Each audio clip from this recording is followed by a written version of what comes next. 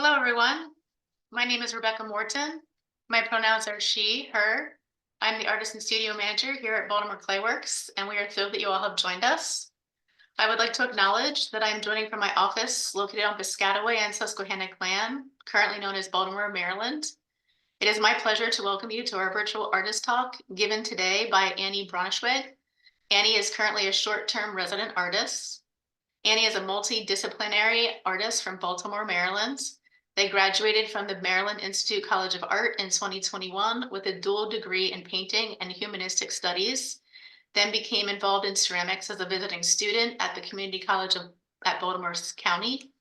Annie has previously worked as a studio assistant at the Penland School of Craft and has participated in local and regional exhibitions, including Small Favors at the Clay Studio in Philadelphia. Their current work seeks to connect stylized narratives and ceramic forms.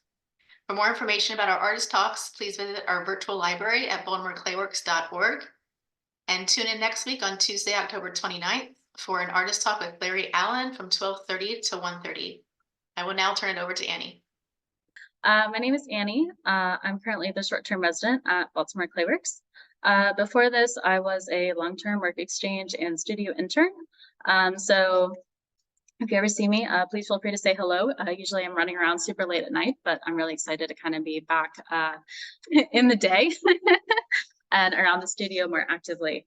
I also did want to say thank you to Rebecca, both for all her support in bringing in studio interns, kind of that she gave me kind of trying to navigate stuff here, and also her guidance as someone who is navigating what for me is a newer discipline. Basically, obviously, this is not ceramics. I wanted to start off with this painting.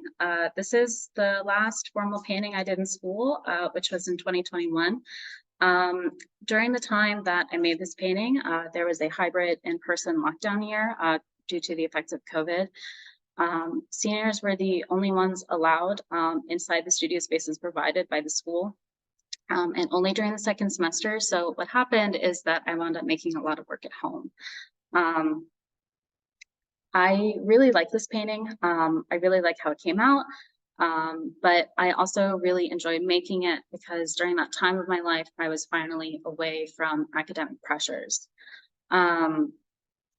Academically prior to this, I had done a lot of formal figurative work, a lot of kind of really large scale, full body, very academic things that were very sort of really focused on expressing one thing and thinking about a lot of stuff that didn't really let loose. So in contrast to that work, this painting really felt like both sort of the end of what I made as a painter, but also it was a mixture of what I liked, what I thought my school would like, but more about myself and what I enjoy to create. So that's what makes it meaningful for me and sort of why I wanted to start off with it. So kind of the mirror to the work I was making at that time, again, that sort of stuff that I viewed as more rigid and academic. I was doing stuff like this. I spent a lot of time in my sketchbook in general. I would just, I always draw on anything I can get my hands on, post-it notes, scrap paper. One of this is from my sketchbook directly. The other one is just from some stuff that I had lying around. What had sort of started to emerge during this time of me, again, at home, spending a lot of time making just individually, were both kind of sketches and colored and kind of more realized things like on the other side, but also this character who kind of represented myself.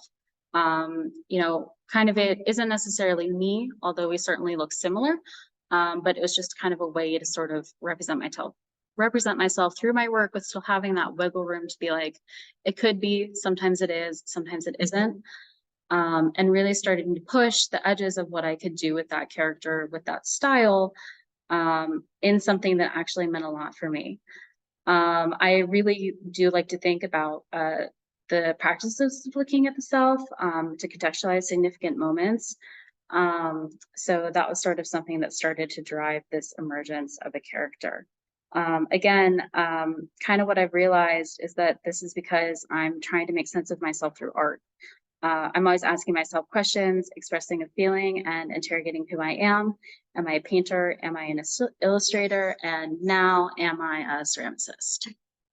So, jumping forward from those works that are kind of in like what I now see as a before period for myself, these are some images of me working in clay for the for the first time at the end of the semesters. I started to take clay at the Community College of Baltimore County after my undergraduate degree. That would have been, I probably started in late 2021 or early 2022. At the recommendation of my aunt, who is also a ceramicist herself. When I was making clay, I really just felt very freed by it. I felt like I could make anything I wanted and wasn't restricted. You know, I didn't feel like I had to make something that had to be the super academic, super serious, super even insightful work. I could just kind of cut loose and reflect the things that I've been making on my own privately the whole time. So kind of the work that I made started to dive into myth, storytelling, and narrative. I kind of devised these characters that I called seekers, and I did a lot of work kind of thinking about them and kind of what they were doing, what they were looking for. And I also started to seriously grapple with like the stylized figure, which is something that still carries over into my work. Also, just like a little bit into how these were built. The Sphinx figure, which I started out with, that was slab built. This one is probably a mishmash of coil and slab. It's flat and meant to be well built. I also spent a lot of time experimenting with glazes, mason stains, things like that. Really, since I felt like, again, I had no restrictions, I felt like I could do anything. So yeah. But again, you know, it kind of was like running into things too quickly. I still was making other works on my own that kind of were more stylized than those. So some of the other things that I began to do was thinking about how I could translate 3D into two-dimensional. That started off by working off very flat and kind of, you know, how I could mirror that. I had kind of set on the edge until eventually I decided, hey, why not try moving over into a 3D space? And that's sort of what happened with this. So this piece is coil built. That was the first step I took into explicitly coil building. It also works with a lot of underglazes and things like that. Underglazes and clear. This work is inspired by the drawing that was on the previous page, and kind of was my first real attempt into make those two things go together. So yeah, again, what I'm working with when I do this is this character of myself, whether consciously or not. I've also been always obsessed with heads and faces. I love portraits. So that started to come out in these sculptures, which were completed during the last year. Let's see. When I made these, I really thought, hey, you know, this one worked out really well. It's one that I enjoy, so I began to do it even more with this one here and also the following. This one also started to try to pull in stuff from sketchbook and kind of the writing that I do for myself and try to make that more explicit. So yeah. All of that sort of work that I sort of made kind of culminated in this one here, again, which is that character and other explorations. Things about this work felt really successful. Some of them didn't. And again, I kind of was left sitting with this feeling of not really quite being happy with the work that I was making, which is something I've always struggled with, you know, whether it was as a painter or as a student or otherwise. And I kind of decided that I really had to figure out what, you know, made me feel not just fulfilled, like in terms of, hey, I did something technically well, hey, I did XYZ, hey, I managed this technique that I really wanted to focus on, but why I didn't feel as a person settled within the work. Why, even if I'm making works that are supposedly based on my own individual body, or why I'm making works that are based off of my own experiences, do I still feel as an artist, as a maker, completely detached from that. Why am I rejecting it? And kind of what I settled on is that I had started to try to turn around again. I had started to try to make something that looked the way that I thought other people wanted it to be. What is academic? What is a successful piece of work? What looks good? What is expected when you say that you're a figurative sculpture? Mostly kind of realism and how that can be restrictive.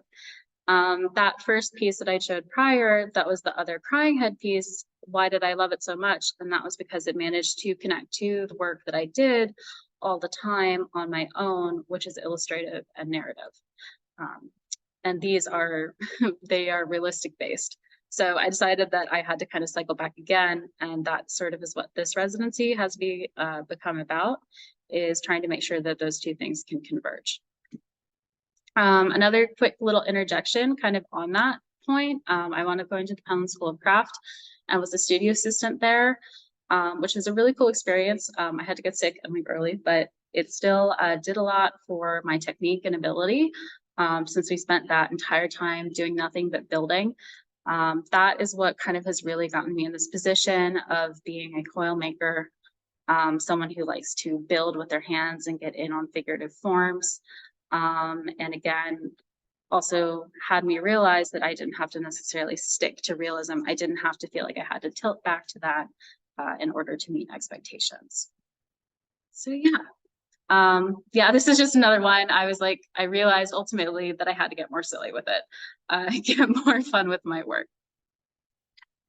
And getting more fun with that meant getting more expressive in an internal sense as well, and kind of reflecting more on my drawings. So I'm going to kind of show a little bit more of the drawings kind of at the end of the talk, so that kind of what I'm talking about makes more sense. But again, basically, I'm always spending time drawing individually. Some of these have been done on my phone. Some of these have been ripped from random pieces of paper.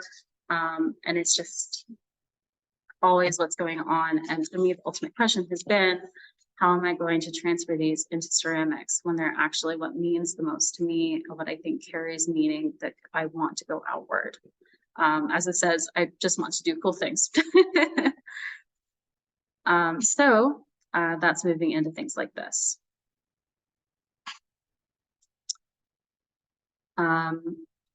Yeah, and just as it goes forward, I'm looking forward to continue to explore that, to continue to pull that thread forward into the work that I do. Before I had kind of really hit the point of coil, I had thought that that meant working flat, but that's not the case.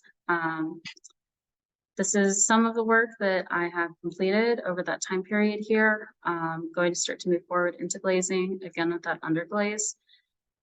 And again, how can these figures kind of be more represented 3D when they are used to occupying 2D spaces, and how that relates to myself with this character, with this sort of reflection that has that ability to be both myself and a representation at the same time. And yeah, that pretty much is it.